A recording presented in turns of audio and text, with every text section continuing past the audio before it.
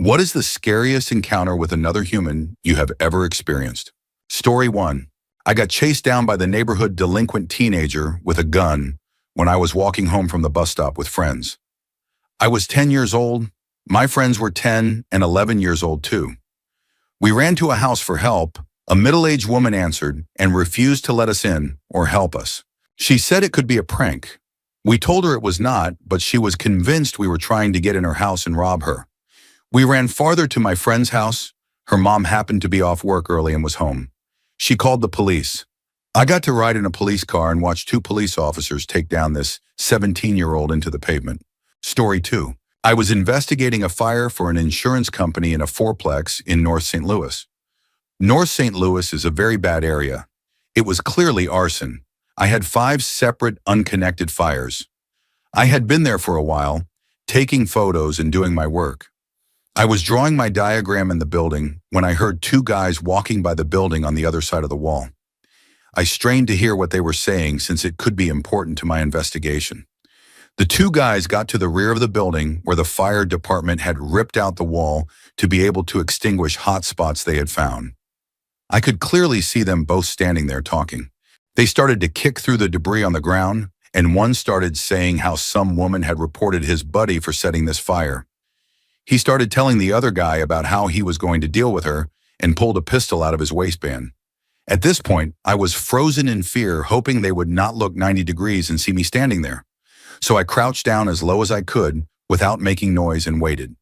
They continued to talk about how it was unfair she told the police on him and kept going. Finally, a car drove by, and I used the sound of it to get out of the house through the front door. Unfortunately, it was not very quiet since most of the floor had collapsed, and I was wearing fire boots. I got to my truck across the street. I was sitting in the driver's seat trying to calm myself when the guy with the gun walked around the side of the house to the front porch, sat down, and aimed it at me. I turned the truck on and drove out of there. I ended up going back about an hour later to see if they were gone because I had to finish my scene. It is still one of the top 5 scariest moments of my career so far. Story 3. I was at a sleepover at my friend's place. We decided to sneak out and wander around aimlessly. We stopped at our school, which had a small patch of trees on the grounds where the older kids hung out during lunch. There were rumors of a large magazine collection there, hence our visit. While there, my friend stepped off to the side to use the bathroom. A few seconds later, he came rushing back and said, "Run." I did not know what his deal was, but as a kid in the forest, with only the light of the moon, I figured asking questions was a secondary option to being left alone there. We ran until we could not run anymore. Finally, my friend explained that there was a strange man watching him. He said that he believed the guy was acting in a disturbing way. Being kids with a history of pranks, I thought he was messing with me. Then I looked back and saw the man a long way back, but moving in our direction. We kept running towards my friend's place and he kept following. When we got back, we thought we lost him. We snuck back inside and turned off all of the lights in the basement. We lay there silently and terrified. About 10 minutes later, we saw something move by the window. We knew someone was out there. We stayed completely still and quiet. A minute later, we heard a noise coming from a room in the basement. We both panicked and started yelling for my friend's dad. He came running down the stairs and we were yelling that someone was in that room. His dad flung open the door and the window was open, and there were fresh marks on the wall from someone climbing in or out. For some reason, he did not call the police. He decided to stay downstairs with us for the night. I did not really sleep, and in the morning, my friend's dad made me walk home with him. A few blocks away, there were a bunch of police. As we walked by, one of the officers stopped us and asked if we saw anything suspicious last night. We told him the story, which started further questioning. It turned out that a kid went missing from his room right around the same time that we got chased home. They found the man a few days later dead from suicide. They never found the boy he abducted. We had a lot of trouble with that. My friend's dad felt guilty for not calling the police. He became addicted to sleeping pills. My friend was traumatized with just how close he came to being grabbed in the forest. He turned to drugs really young and eventually passed away. I went through therapy for a while and still have occasional night terrors from that night, even though it happened almost 30 years ago. Story 4. Once, while spending time with friends in a graveyard at about 16 or 17 years old, my friend's little brother was suddenly accosted by an absolute giant of a man and 2 of his cronies. We had seen them coming but did not expect any violence. He grabbed my friend's brother in a headlock and said, "We are going to go shave his head." I will add that we were all the typical long-haired, black denim and band t-shirt wearing types, and getting verbally and occasionally physically abused was fairly common. Thinking that they were probably joking to a degree, I pulled my friend out of the hold. The next thing I knew, I was being punched in the face by a man a solid foot taller than me, a decade older, and with strength and reach that I could not possibly compete with. I spent a lot of my childhood being beaten by adults, but by this point I thought I had got through that part of my life. He held me by my neck and kept punching me until I hit the ground. By this point, my group of friends were doing all they could to stop him, but he was swatting them away like flies, and one called the police. Once I was on the ground, he kicked me in the head 11 times in all. I had heard he was wearing steel-toed boots, but I am not entirely sure if that is true. He just would not stop throwing everything he had at my head. The last kick was under the chin, and everyone heard a massive crunch. It was enough to make my attacker stop and run away. Thankfully, it was not my neck, but I had 7 of my teeth shattered while also biting through the edges of my tongue. I was left with a damaged eye, ear, memory, and spine. I still get strange headaches from that time, but I got off lucky. Because I do not bruise easily, the hospital dismissed me upon arrival, and I then had to give a statement. And over time, many of the more frustrating issues became apparent. They caught the man, and he had to pay me £120 towards dental bills, but most importantly, my friends were all fine. I had been getting beaten up by people for years, so I was glad it was me and not them. I have no idea why he seemed so determined to almost kill me. He died a couple of years later. Good riddance. Story 5. I was up in my 3rd floor bedroom, having just smoked and listening to music with my headphones on, when I started to hear strange noises. Naturally, I thought it was because I was under the influence, but it was weird enough for me to take my headphones off. I listened for a bit, and coming from downstairs was a creepy voice I did not recognize mixed with John's, my housemate's, voice, but he sounded like he was in pain. I was confused, so I started walking slowly down the stairs and looked into his room where I saw John on the floor holding his eyes in pain, while a large man in a hoodie was shouting at him and grabbing things off the shelves. The next thing I knew, my instincts had taken over, and I ran toward the room. The hooded man turned and ran out the door when I smashed into him, and we both went tumbling down the staircase, exchanging punches on the way down. We scuffled a bit in the hallway until he eventually ran out the door. It turned out that John, who at that time was on crutches, had been hobbling home and went to open our front door when the hooded man came up behind him and sprayed him in the face with pepper spray, blinding him. He then forced him up to his bedroom to rob him and take his belongings. The poor guy had to wear iPads for the next 2 days. In the end, John was okay, but it was a terrifying situation. Honestly, I was so stoned that it did not even feel real at the time. It was like a bad trip. We all moved out 2 weeks later. It happened in Brixton, London. Story 6. My cousin, who was about 14 years old, was babysitting us, 9-year-old me and my 4-year-old brother, when her dad called coming down from what I assume was some very serious substance use. He screamed at her over the phone, demanding to know where her piggy bank was. She told him to leave her alone and hung up. He called back. She did not pick up, and he left a voice message which played as he was leaving it, saying that he was going to come down there and murder all of us with a knife, that he was going to kill us all. He was full of empty threats, but we were terrified. Can you imagine the pure fear a 9-year-old feels when a grown man who sounds unhinged says he is going to kill her with a knife? So we prepared. We blocked out the windows, locked everything, and put heavy furniture in front of the doors. My brother was asleep in his room, and my cousin told me to just leave him, but I could not stand the thought of him being alone in there, so I crawled quietly, heart beating out of my chest, across the kitchen, through the living room to his room, scooped him up, and brought him back to my mom's room, which we then barricaded ourselves into. I got no sleep that night, and my mom and my aunt came back the next morning shocked, asking what we had done. But I was just happy to be alive and that my mom was home again. The worst part of the whole thing was that when she got home, her dad had sold all of her belongings. I mean everything, her bed, her dresser, her television, it was all gone. It was just an empty room. He is clean now, but I still hate him. Story 7. Back in the early 1990s, I worked as a night auditor for a small motel in Prospect Heights, Illinois. I was a young mother and worked nights while my husband worked days. Occasionally, my husband would stop by and check on me. It was a brutal schedule, and I truly do not know how I managed on only a couple of hours of sleep each day. My job was to perform a daily audit on the rooms and money.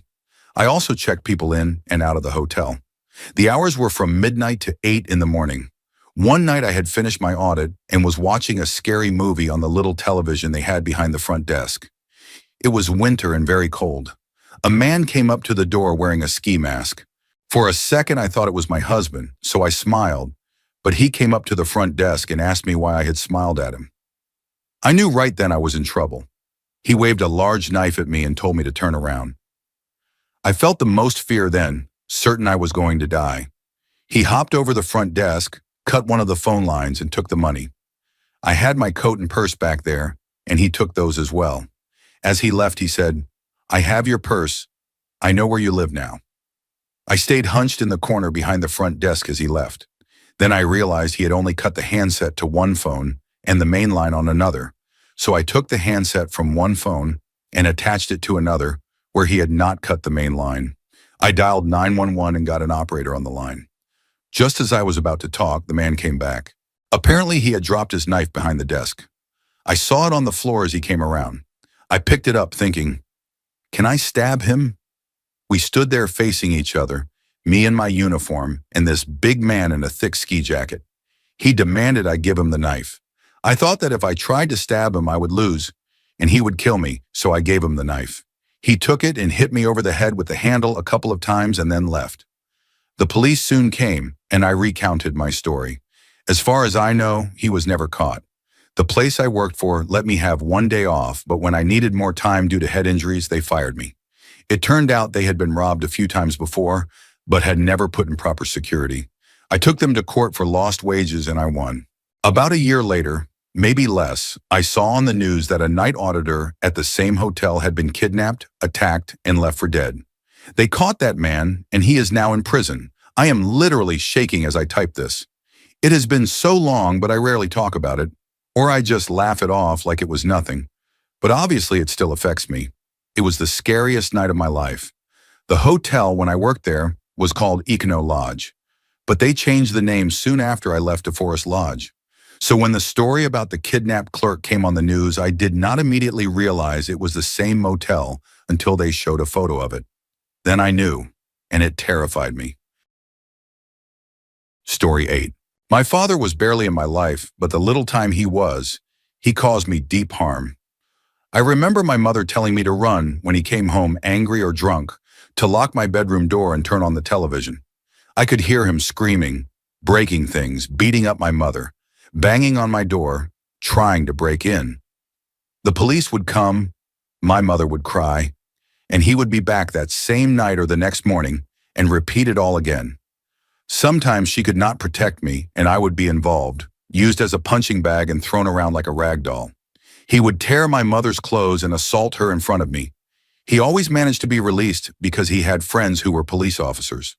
One night I woke up and heard my mother crying, and when I opened the front door that led to the apartment stairs, I saw her bleeding with her shirt ripped off.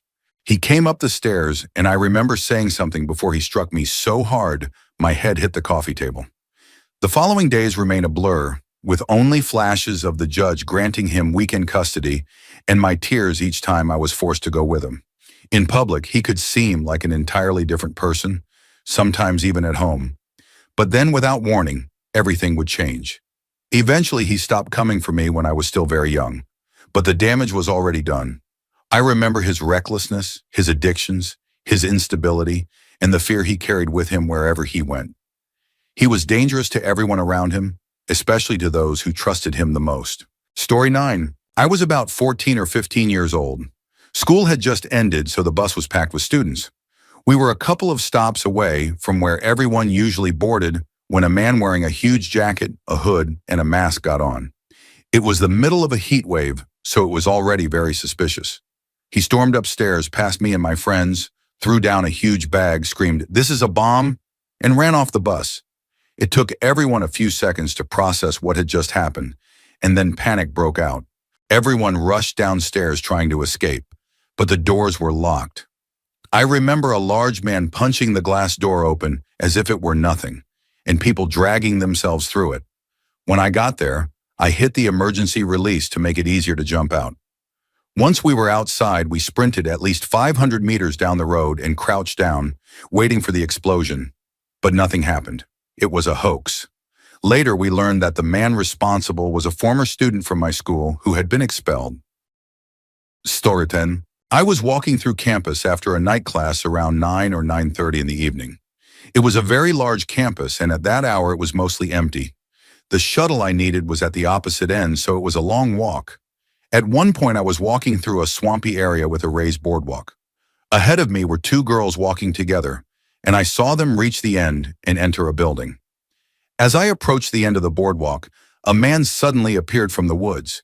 He grabbed my hand and began telling me how beautiful I was, asking my name, what year I was in university, what I was doing that night, and where I lived.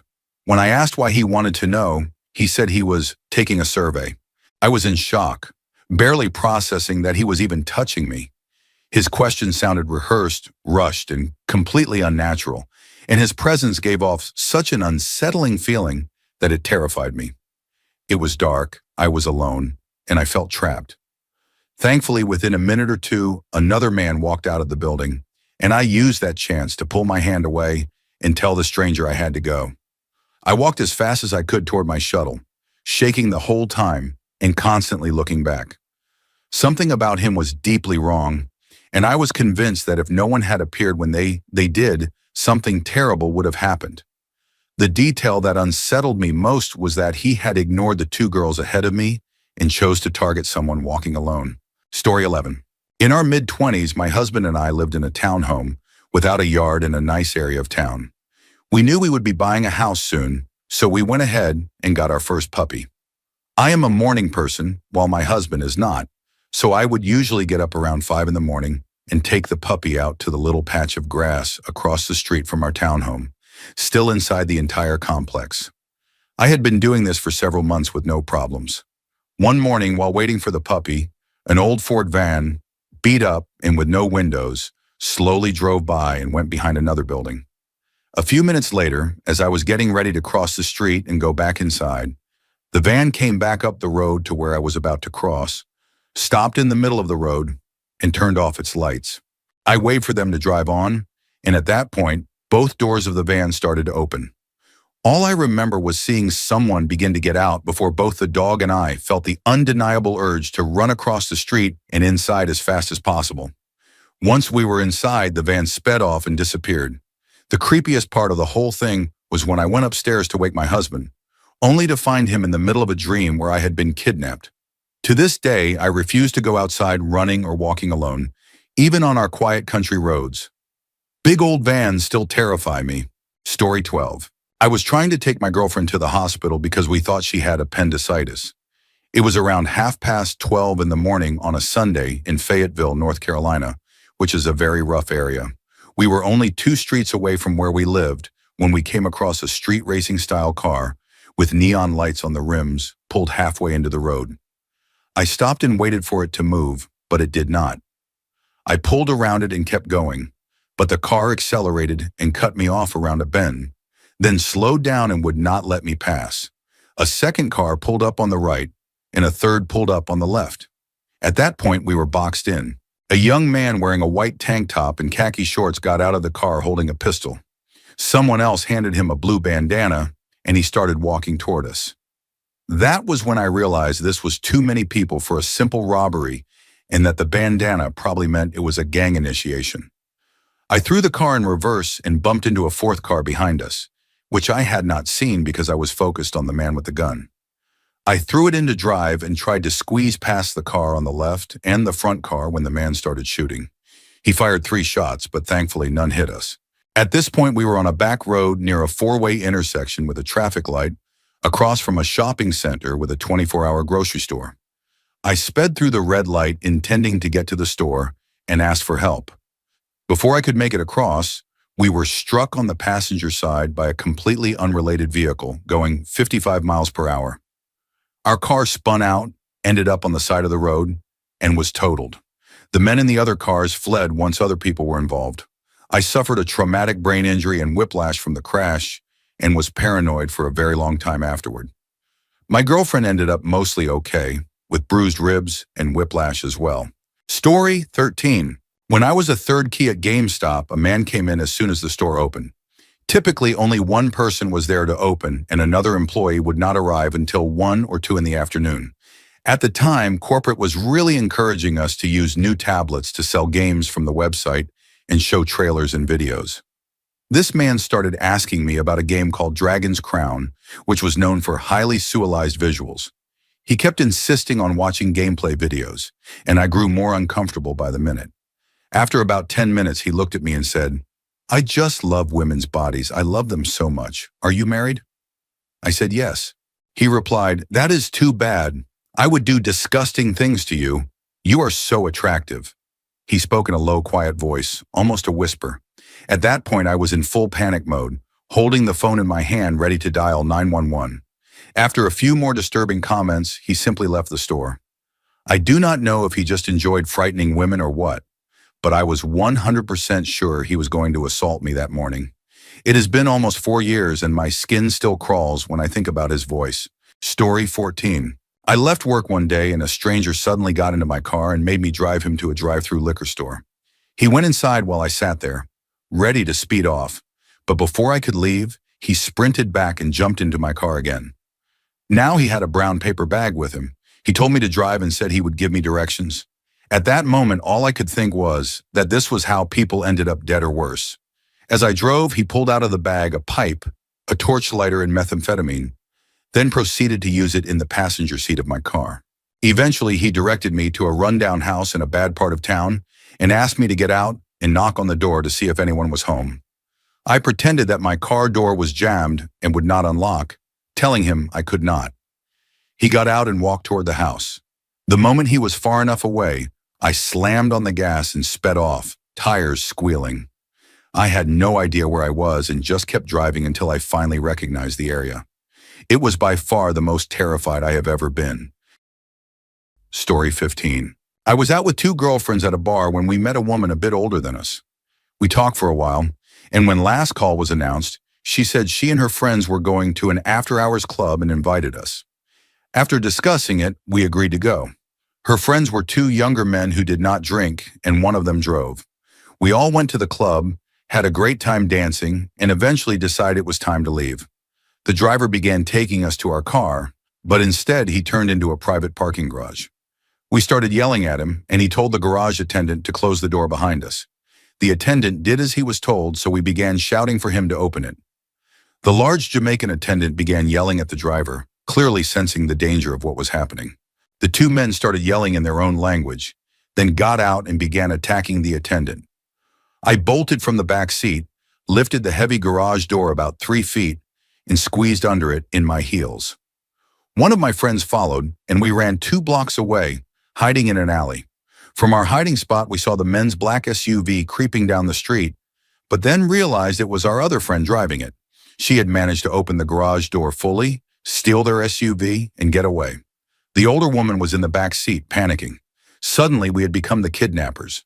My friend drove the SUV across town, parked a few blocks from her own car, and the 3 of us got out. The older woman ran off. We walked to our car feeling strangely invincible for 3 women who had almost been trafficked. Still, we only felt safe once we were over the bridge and away from that place. Story 16. All through high school, there was a kid named Charles. Charles was strange. He loved guns, loved talking about military technology, and loved showing off his knowledge to anyone who would listen. He bragged about killing animals, not just hunting, but killing birds in his backyard, which was very unsettling since we lived in the suburbs. He also frequently made sarcastic or ironic comments about how great Nazis were, along with racist and anti-Semitic remarks. Unfortunately, Charles had several classes with me and often sat next to me. I was genuinely terrified of him and thought he might one day attack the school. To avoid being on his bad side, my friends and I would humor him whenever we could not escape his presence. During senior year, Charles began selling drugs, mainly marijuana, and he worked at a local hookah lounge that was popular with teenagers. My friends and I did not know this, and one night we ended up at that same lounge. Charles was working and sat down with us, forcing his way into the conversation, talking about the drugs he sold and the guns he kept in his car. Then he started telling us about a nearby trap house he wanted to take us to, presumably to show off his lifestyle. I excused myself to the bathroom, hoping he would leave, but my friend Evan, too afraid to say no, agreed to go with him. When I came back, they were heading out, and Evan gave me a desperate look, so I followed. We were convinced Charles was going to harm us. I literally kept my hand on my seatbelt and the car door, ready to escape if necessary. He drove us to a shady apartment complex, and by then we thought he would either rob us or worse. We followed him inside, still too scared to run, and it was a typical trap house with dealers, people smoking, and weapons lying around. Charles seemed out of place but acted like he belonged, showing us his drugs and guns. Then, without incident, we left and he drove us back to the lounge. Still, I was certain that night would be our last. After that, we avoided him completely until graduation. I have not heard about him since, and that was years ago. Story 17. There are many examples, but in general, the worst moments were when my father's abuse turned on me. I had seen it with my mother, brother, and stepmother, but I was too young to fully understand and learned that if I stayed quiet, I would be fine. That changed once I was old enough to disagree with him about things like vaccines, eating meat, or leaving the house except for school. Then he began using the same tactics he had on the others. He never hit us directly, but he would trap one of us in a room and scream for hours. He would punch the wall next to our heads to make us flinch and threaten to throw us out of an upper floor window. Since he was often using drugs, he was completely unpredictable. One moment stands out clearly. I had to quit university because of mental health issues, and he came to pick me up. For the entire 3-hour motorway drive, he screamed at me for wasting his time, throwing my life away, failing to live up to his standards, and not appreciating him. He yelled at me to stop crying and blamed me for the fact that he had no drugs that day, since he had to spend his money on fuel.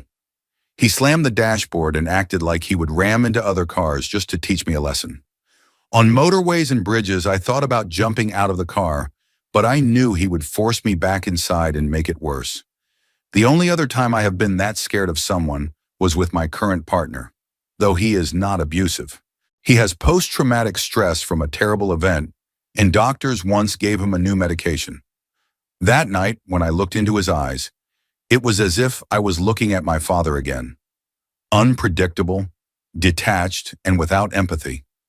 He did not react logically or normally. The next day, he was horrified at what he had said and done. Thankfully, it never happened again, and I trust him fully, but that night he terrified me. I have faced bullies, walked through dangerous areas, and stood up to harassment, but nothing scares me more than people who are unpredictable and not fully aware of their actions. Story 18. When I was very young, I went to get ice cream with our neighbors, who had 2 daughters I grew up with. The car was crowded, so I ended up sitting on their uncle's lap in the back seat. I remember feeling uneasy and soon became so sick that I asked to be taken home right away. Later, I found out that this man had been harming children in the neighborhood, including my 2 friends. About a year later, during a beach picnic with family and friends, I was about to step down toward the sand when a stranger suddenly grabbed my wrist and pulled me close. At first, it seemed like a harmless gesture, but then he began leading me toward the back of an open van. I tried to scream, and he covered my mouth with one hand, which gave me more freedom to thrash until he finally dropped me. I ran faster than I thought possible to get to my dad, but by the time I reached him, the man had sped away. Years later, on the night before my birthday, I was sitting on a tram around midnight, listening to music and admiring the city lights, when a man suddenly grabbed me from behind, around the head and neck. Sitting at the front of the tram behind the driver's compartment, I saw our reflection as he moved his hand across my neck as though he were cutting it. I yelled. He let go, and then he sat back down in his seat with a satisfied look on his face. It was one of the most bizarre and frightening encounters I have ever had. Story 19. About 10 years ago, I was seeing a girl I had known for quite a while. One night, around 3 in the morning, she called me crying and begged me to come get her because she was at a stranger's house after a party and was afraid of the men there. She gave me the address, and I got up, drove over, and walked toward the front door. Just as I was approaching, she came running out, shouting for me to get back in my truck. Still half asleep and confused, I hesitated. Within seconds, a man came strutting out with a shotgun pointed straight at my face. I froze in shock, and then one of his friends, who happened to also be my friend, came running out, yelling that I was fine and not a police officer. The man lowered the gun, and I quickly got back into my truck and drove away. On the way home, the girl told me that the man thought she had called the police and had been ready to shoot me the moment I pulled up. She had run out to warn me just in time. I came within seconds of being killed by a man high on drugs. Story 20. When I was about 12 or 13 years old, I was walking home from school. It was a good 20 to 30-minute walk, and by the time I reached my neighborhood, I saw a tall man walking toward me a few blocks ahead on the opposite side of the street. Suddenly, he crossed over to my side. I stepped down into the gutter to let him pass, but then he did the same. We were still a block apart. I stepped back onto the sidewalk, and a few steps later, he copied me again. I was panicking inside. He looked suspicious, and I almost turned into a driveway to pretend I was unlocking a house. But I froze. We were only a few steps away when I stepped aside again, and he passed without a word. The moment he did, I ran home as fast as I could. I looked back once and saw that he had stopped and was staring at me. When I got home, I called my parents at work to tell them, then turned on the television. On the local news, there he was, a breaking story about an escaped convict. I called the police and told them what I had seen, and they caught him about 30 minutes later, just a few blocks away. After that, I stopped walking and started riding my bike to school. Story 21. When I was in 10th grade, I was part of a co-ed sport. On the day of a match, our team decided to carpool instead of riding the bus. For context, an older teammate had once asked me out. I said no, and afterward he acted strange, even telling people I had said yes and that we were dating. That day, the match was about 45 minutes away, straight down the expressway. I ended up riding with him, another boy, and another girl because there was no space elsewhere, and I did not yet have my license or was not allowed to drive that far. After the match, we were supposed to go straight back to school, as the coach had made clear. My stepdad was waiting for me at the agreed time, and it was already dark when we left. Out of nowhere, the boy decided to take the girl home first, claiming it was on the way, even though he had said earlier that I would be dropped off first. Despite me saying I needed to get back immediately because someone was waiting, he ignored me. I texted my mom telling her I had no choice. She called, upset I was late, and I told her we were just dropping off the girl. He overheard everything, my anxious phone calls and my mom's frustration. Still, after dropping her off, he then insisted on taking the other boy home too, again refusing my requests. By the time I finally got back to school, we were an hour and a half late. It was pitch black, and I had no idea where we had been. I barely even knew him. And looking back, I realized how much power he had in that moment, that he could have taken me anywhere, and I might not have made it home. At the time, all I could think about was how much trouble I was in for being late. When I finally got back, my stepdad was quiet, not angry. But when we got home, my mom started yelling at me. I cried, telling her I could not stop him from refusing to take me back.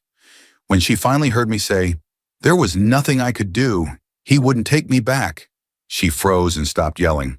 For the first time, she backed down, and I think it was because she realized how dangerous the situation had been before I did.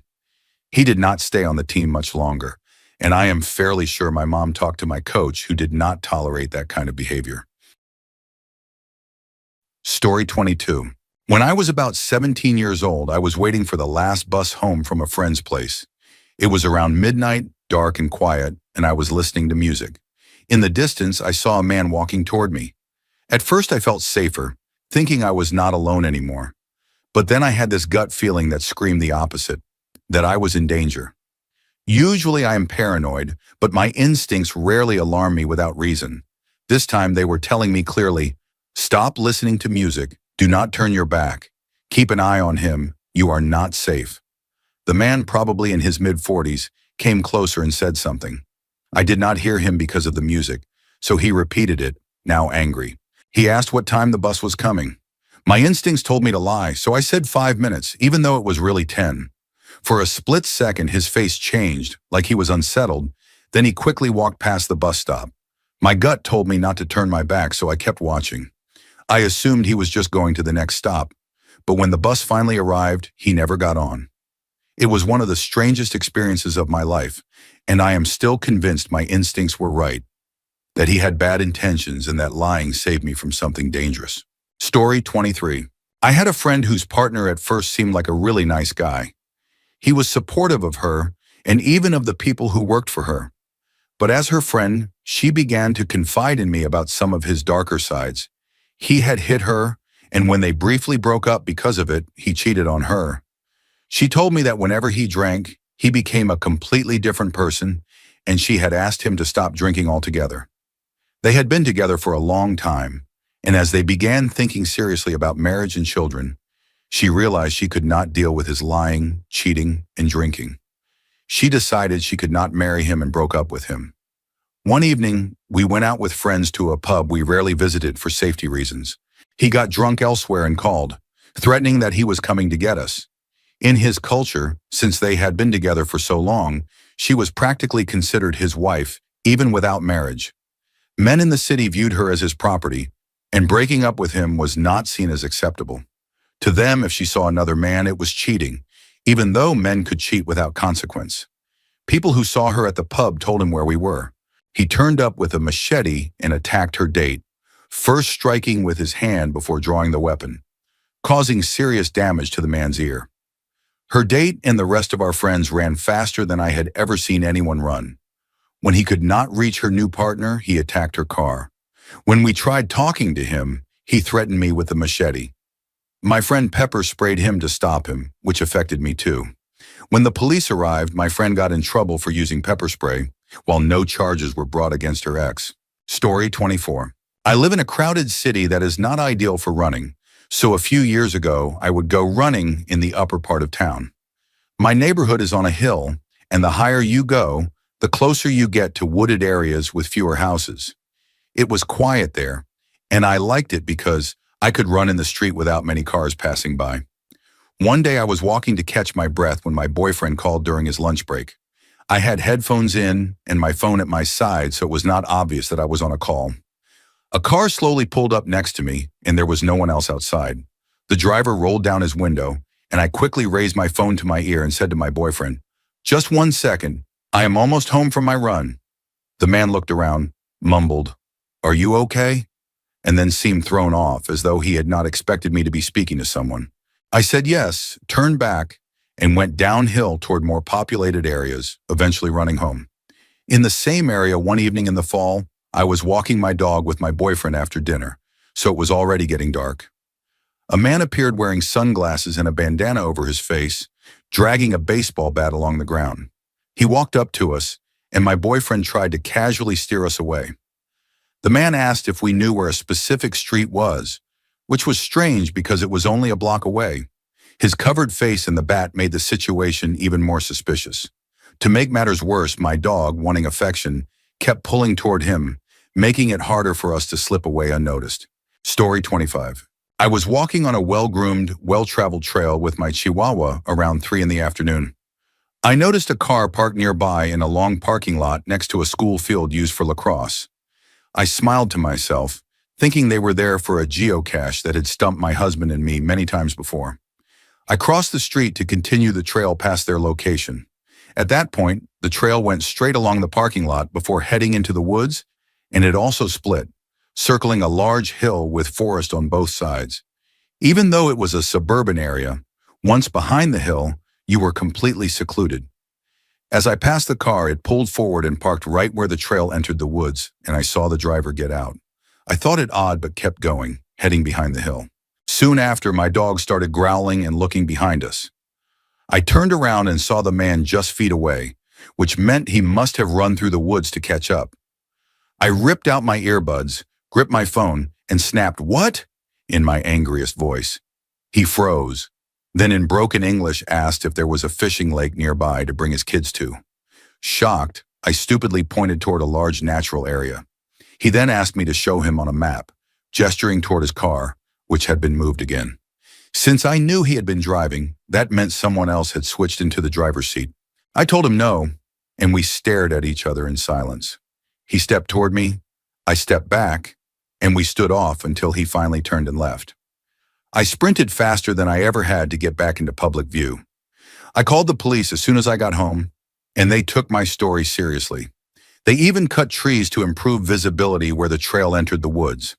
The officers told me it seemed I had been watched before, that they might have been waiting for me to get out of sight and possibly had seen me walking that trail regularly. Ladies, do not wear earbuds when walking alone, and always be aware of your surroundings. Story 26. I was parked on a one-way street about 10 meters long, in the middle of the night, waiting to pick up a friend. Another car pulled up behind me, so I moved to the side and apologized for blocking the way. Instead of passing, the car pulled in front, blocking my exit. A huge man got out, shouting in a booming voice as he charged at my car. I panicked, threw it into reverse, and tried to back away, but I knew there was a wall behind me. He reached my car, slammed his fist through the passenger window, and I was terrified. I shifted into first gear and accelerated toward the small gap between his car and a brick wall. The only problem was that he had left his door wide open. I drove straight through it, tearing the door clean off, and it stayed on my hood for about 20 meters. I kept driving, told my friend not to come outside, and called the police. I reported a collision but said there was no way I was staying at the scene. My car was totaled, though I managed to get it home. The next day, the police told me they did not believe my story. I have no idea what they thought had happened, but that was when I lost faith in them. Story 27. When I first moved to a new city, I lived with two strangers I had found through a Craigslist ad. The apartment was beautiful, affordable, and in a good neighborhood. The woman and I got along well, but the man clearly had problems. He was intelligent and pursuing a doctorate in philosophy, but he lived like a slob, grew mushrooms in plastic tubs in his room, and left the place a mess. He had a framed news article about September 11th in the entryway, which made us uncomfortable, and he threw a fit when we asked him to move it. He often had angry outbursts, once even throwing small appliances off the fire escape. Every few weeks he would announce plans to move out, only to change his mind later. Eventually, the woman and I confronted him and said for our safety, we needed him to actually move out as he had threatened, or we would contact the landlady. When I mentioned calling the police, he completely lost it, shaking, stammering, begging us not to do that. He said he would move out within 3 days if we promised in writing never to contact the police, which to me was a major red flag that he had a violent past. A few days later, his parents came to help him move. When I went to the kitchen, they immediately yelled at me for being in the way. They were clearly upset and seemed to have been told a different story. I explained I was just grabbing breakfast. Suddenly, his mother screamed accusations at me, claiming I was blocking her, bumping into her, trying to trip her, and shoving her, all completely false. Within moments, all three of them were screaming at me, and his father was just inches from my face, purple with rage. I was certain he would hit me. I retreated to my room and stayed there until they were finally gone. Story 28. When I was 10 years old, I was walking to the corner store with my 5-year-old brother when a man in a truck stopped in the middle of the street and told me to come to his door. I immediately said no. He then pointed a gun at me and said, "Yes, I have a gun. Come here." I walked to the driver's side while keeping my hands behind my back to signal my brother to keep walking. I had already told him before approaching to continue toward the store. The man asked me strange questions like, "Do you hate your family? Do you want to run away? Have you ever wanted to do whatever you want?" I placated him with my answers to avoid angering him. He then said, "I am going to pull into the driveway, turn the truck around, and you are going to get in." I said, "Okay," but as soon as he turned into the driveway, I ran for the store. My little brother, only 5 years old, was waiting just behind me. So I scooped him up, threw him over my shoulder, and sprinted as fast as I could to the corner store. The old man who ran the store, a family friend, called the police and then pulled out the largest handgun I had ever seen from behind the counter. He asked me to describe the truck and then left us in the store with his wife. The police came, but the man was never found. Later in life, I have had other terrifying encounters, including having a shotgun pointed at my face for being Mexican, walking in on a drug deal in a sketchy bathroom, and having a pistol aimed at me while they decided if I should be allowed to leave, and being escorted to my truck while threatened. But nothing compared to being 10 years old, having an adult talk to me in such a disturbing way, and having to protect my younger brother. That was the scariest encounter I have ever had with another human. Story 29. When I was about 14 years old, I had to stay after school one Friday for Friday night school, which was a 2-hour detention for students who had received too many pink slips. I had been to a couple before and always walked home afterward without issue, but this day was different. On my way home, I reached a Walgreens. Across from it, though slightly at an angle, was another street. I noticed a car waiting at the stop sign, but I kept walking, assuming they would yield since I was on the sidewalk. Instead, they drove at me honking as if I was in the wrong, and then pulled into the lot. 3 girls, a couple of years older than me, jumped out and started screaming that I needed to apologize. They called me names and threatened to beat me up if I did not say sorry. Terrified, I froze. One girl came right up to me yelling and punched me hard in the side of the head while the other 2 cheered her on. Their mother sat in the car, trying to get them to leave me alone. The girl hit me a few more times before her sister suddenly asked, "Wait, how old are you?" The girl stopped, looked at me, saw my pink cheetah print backpack and school hoodie, and seemed to decide I was too young. They got back in the car and drove off. I stood there frozen, crying, humiliated, and terrified. It was one of the worst experiences of my childhood, leaving me shaken and feeling powerless, even though I had done nothing wrong. Story 30. This happened recently. I became friends with a man who had served 2 tours in Iraq. He had post-traumatic stress disorder, though he hid it well, and we often drank together. One night, while watching the show The Ranch on Netflix, which features a veteran character with post-traumatic stress, things took a dark turn. We were drunk, and before the episode began, he started talking about what had damaged him. He described in detail the horrors he faced, how children would sometimes be used to stop convoys as traps, forcing him to make terrible decisions to save his squad. As the episode played, showing a character having a severe breakdown, my friend completely lost control. He jumped out of his chair, eyes wide with panic, unable to recognize any of us. He hyperventilated, crouched in the corner in a fighting stance, and seemed ready to attack. For about 10 minutes, which felt like an eternity, he was unreachable, not responding to his name, completely consumed by the episode in his mind. By sheer luck, his favorite song played in the background of the show. That moment seemed to ground him. He collapsed onto the floor, sobbing, apologizing over and over. Eventually, he calmed down and asked me, "It happened, didn't it?" It was one of the scariest things I have ever witnessed. I had always respected veterans, especially since many are in my family, but that night gave me a deeper understanding of the invisible weight they carry. It was like something from a movie, but terrifyingly real. Story 31.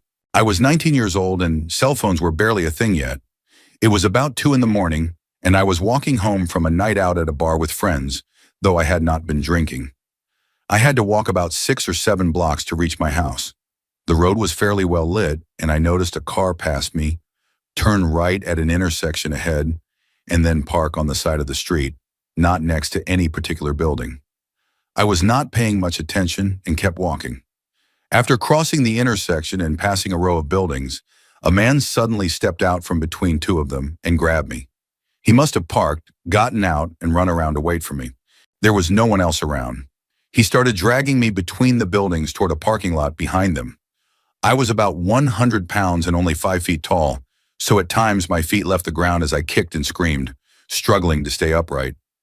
Luckily, my roommate had given me a pair of brass knuckles, which I always wore when walking alone at night. My hands were in my hoodie pocket when he grabbed me, and I managed to free one arm and swing as hard as I could, punching him in the face with the brass knuckles. I do not know if it really hurt him or just shocked him, but he immediately let go. I ran and he started chasing me, yelling profanities before turning back toward his car. I cut into a neighborhood, running through yards, hiding behind a garage, and then taking a zigzag path home to avoid being followed. When I finally made it inside, my roommate was at work, and I considered calling the police. But I realized I had not gotten a good look at the man, only his car's color. Now in my 30s, after countless true crime shows and podcasts, I know I would try to notice more details or collect evidence. But at the time, all I could do was survive. I am certain his intention was to attack me, and it remains one of the scariest moments of my life. Story 32. This incident happened in the 1990s in a country known for its safety, where it was common to accept rides from strangers along the main street.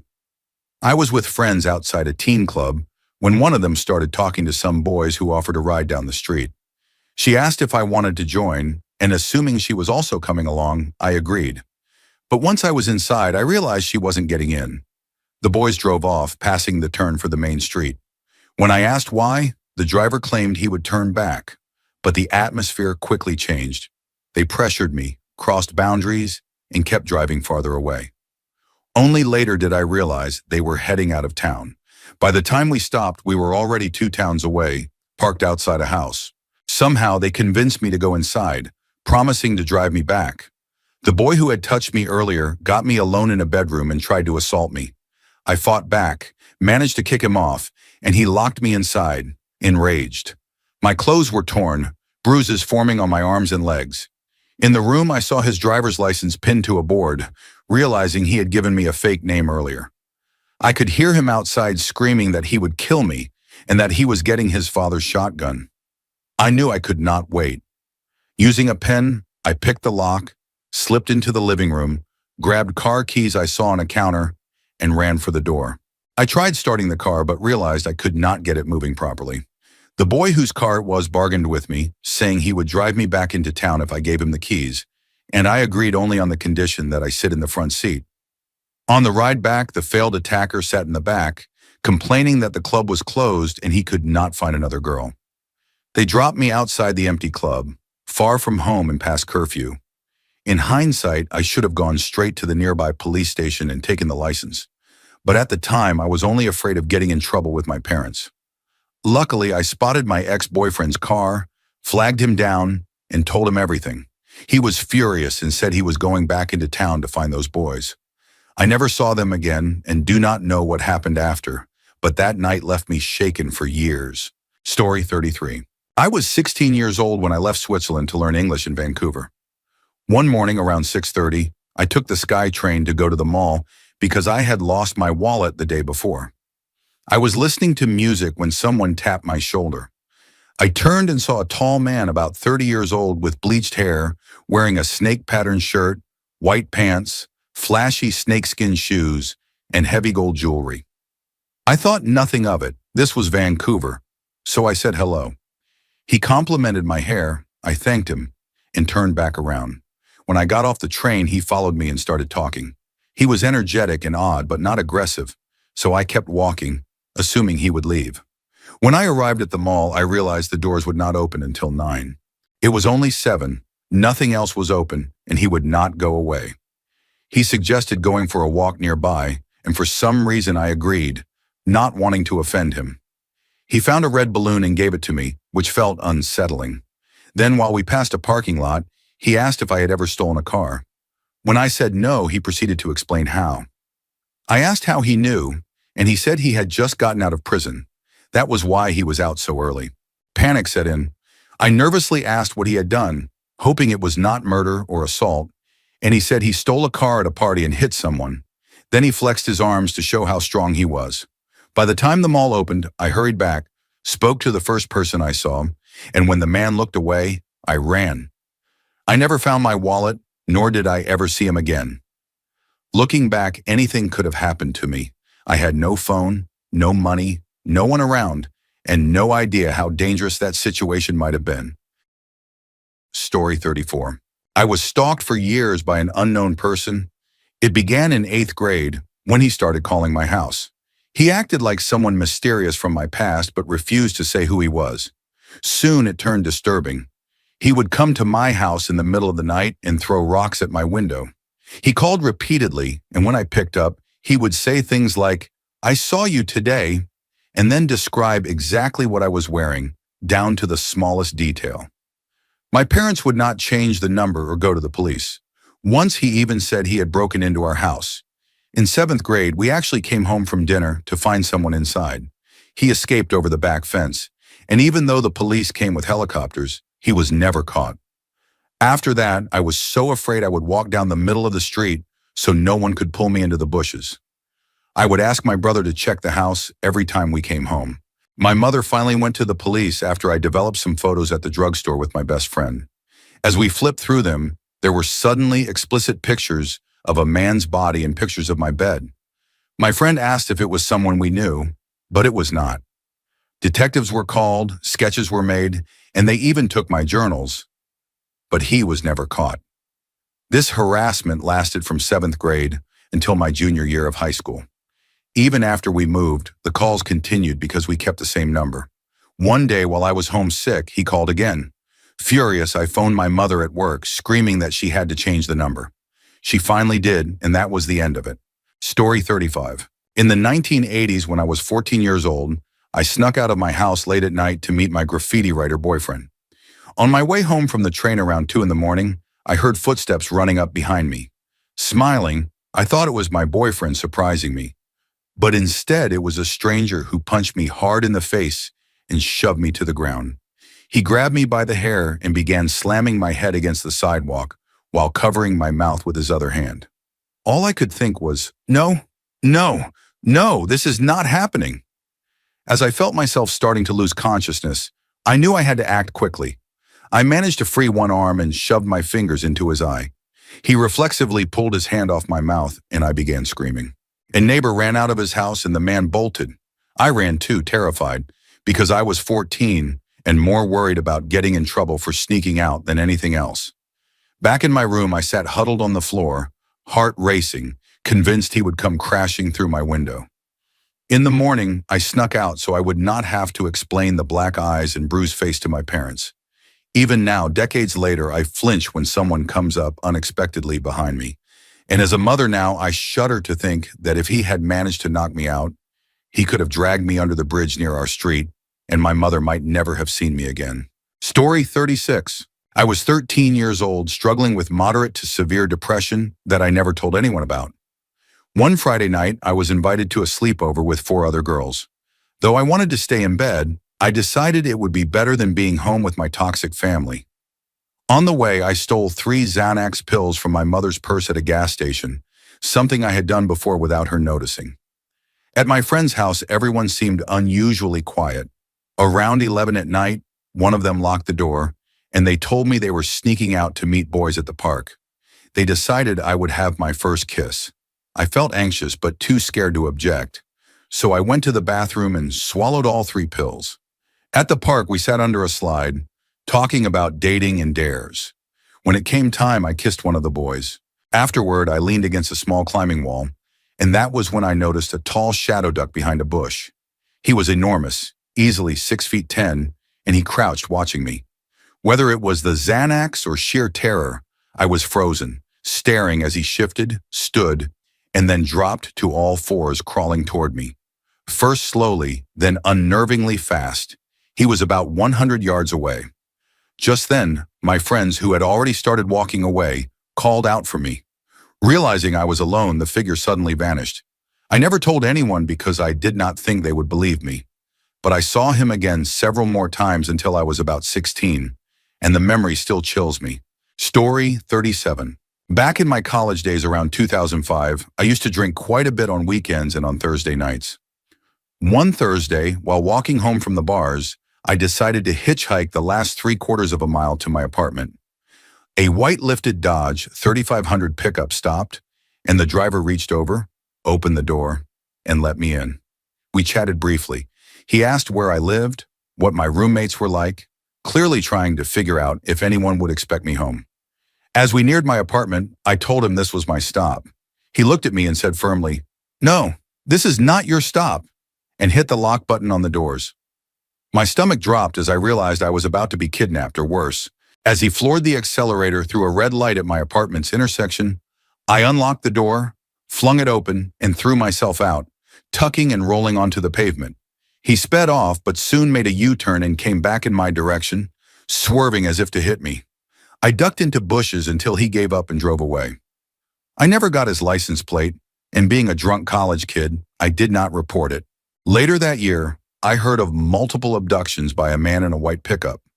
Some victims were stabbed, one was beaten into a coma, and another was killed. I realized I might have been one of his first targets, and I sometimes wonder if my escape made him bolder. Even now, thinking about it makes me shake.